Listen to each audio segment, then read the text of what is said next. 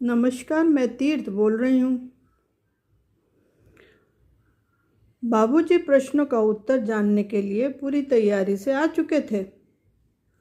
उन्होंने कहा कि पिछली वार्ता में आपने अंतःकरण के चतुष्टय के बारे में अहंकार और मन के कुछ बिंदुओं को छुआ था।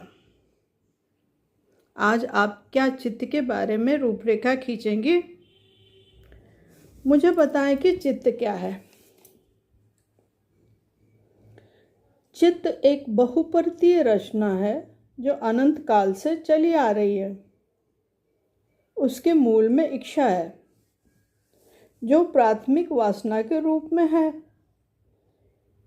चित्त समय द्वारा निर्मित नहीं है, वरन चित्त ने समय को बनाया है।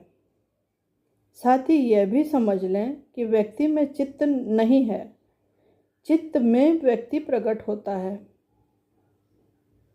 बाबूजी ध्यान से सारी बातें सुन रहे थे, परंतु कितना उन्हें स्पष्ट हुआ है ये पता नहीं।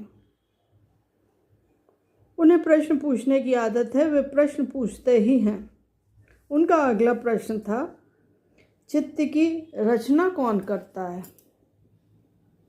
मैंने कहा यह एक शून्यता है, इसकी रचना कोई नहीं करता है, यह स्वतः ही होती रहती है।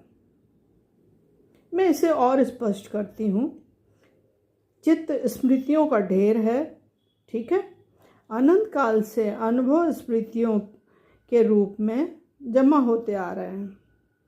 इन्हीं स्मृतियों में कई प्रक्रिया चलती है जिन्हें संगठनकारी और विनाशकारी प्रक्रिया के रूप में कहा गया है। एक से सृजन होता है और दूसरे से विलय होता है। शून्यता से सब कुछ प्रकट होता है और उसी शून्यता में समाहित हो जाता है। यही विश्व चित्त कहलाता है। मुझे चित्त की संरचना जानने की उत्सुकता हो रही है। कृपया इस पर कुछ प्रकाश डालें, बाबूजी ने आग्रह किया। यह चित्त मानो एक भूमि की तरह रचा गया हो। शून्यता पर इसकी रचना हुई है। अनुभव ही स्मृति एवं संस्कार के रूप में गढ़े गए हैं। यदि मैं बाहरी सांसारिक वस्तु से तुलना करूं तो ये पुराने समय में बनाए गए लकड़ी के लट्ठों की छत की तरह है और उस पर मिट्टी कंक्रीट की परतें बनी होती हैं। यही क्लेशात्मक कर्म होते हैं जिन्हें साधक को, तपस्वी को नष्ट करने होते हैं। बाबूजी खुशी से झूम उठे। उन्होंने कहा, मैं धन्य हुआ चित्त की सूक्ष्मतम संरचना जानकर। मैंने कहा, आप पुनः दोहरा दें आज जो आपने समझा है। उन्होंने कहा, चित्त एक बहुपरतीय रचना है जो अनंत काल से चली आ रही है। चित्त स्वरचित है, उसे कोई रचता नहीं है।